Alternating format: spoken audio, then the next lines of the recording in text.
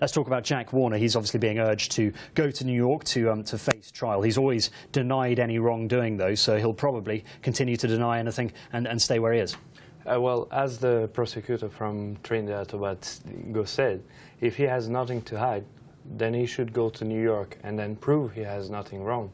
But as I mentioned to you before, his son works as Hyundai, and Hyundai is one of the biggest sponsors of FIFA, and now the president of Hyundai wants to become the new president of FIFA. So there's a bit of shade into his allegation that he's not corrupt. Yeah, and when your own country's justice minister is telling you to go, you think there's probably no hiding place left. Sol Campbell, what do you think of his decision to stand for the Mayor of London? Well, lately we have seen a couple of players, with success or not, trying to get into politics.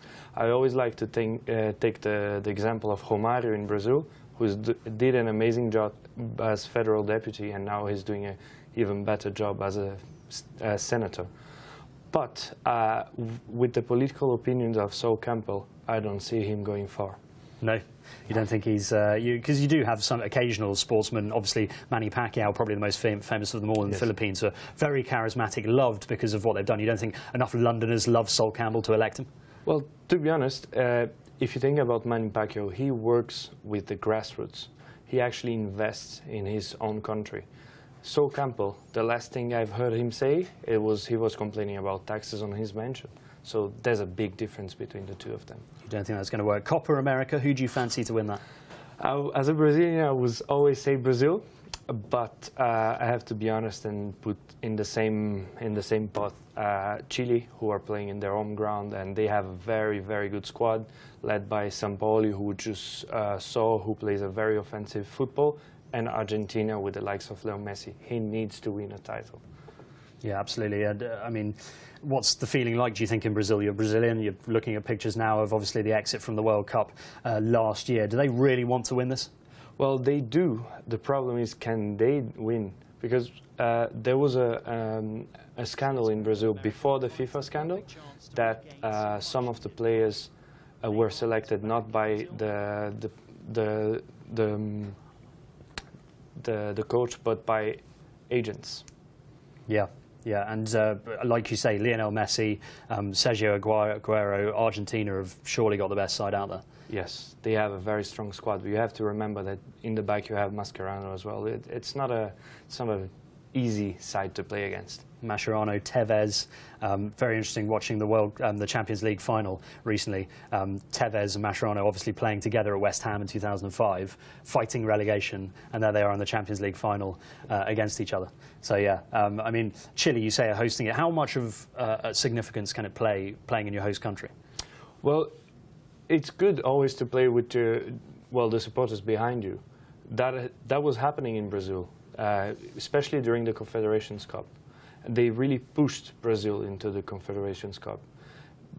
I think that Chile can do exactly the same. They have the capacity and the population for that.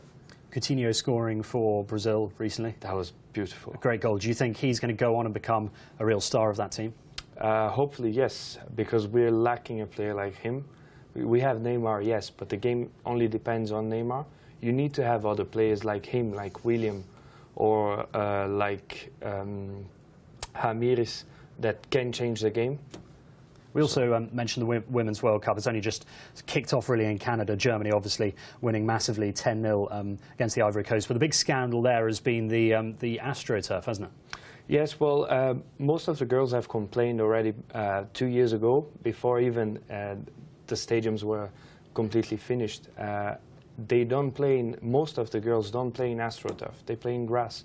And as I saw the game between Germany and Ivory Coast, 3 or 4 players got injured because of the AstroTurf. So it's not very good for professional football. Yeah, in terms of the women's game and, standards improving, they want to be, playing with the same kind of standards as the men. And this is, obviously, we're seeing from the pictures now, it's all AstroTurf. And I guess it's in Canada, which obviously has very cold climate, but yeah, not ideal in terms of equality with the men.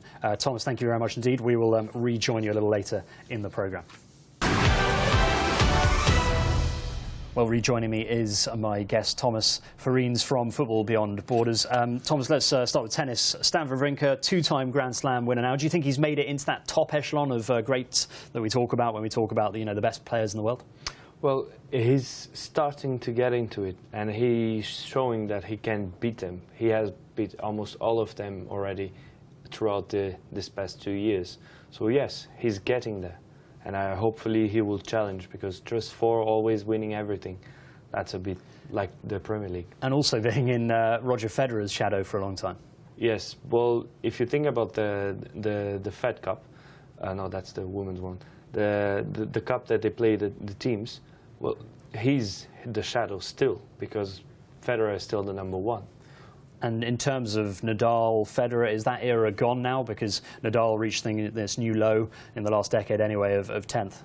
Well, if you take the history of, for example, in other sports like Tiger Woods, that has reached down low and slowly getting back to it, no, I don't think so. I think that they, especially Nadal, that is still young, they can still give a bit more for tennis. Yeah, he's obviously so good on clay, and he's had that injury, and he is such a determined player. But recently you see Djokovic, you see Murray, and now we see Stan Wawrinka. Maybe a new era?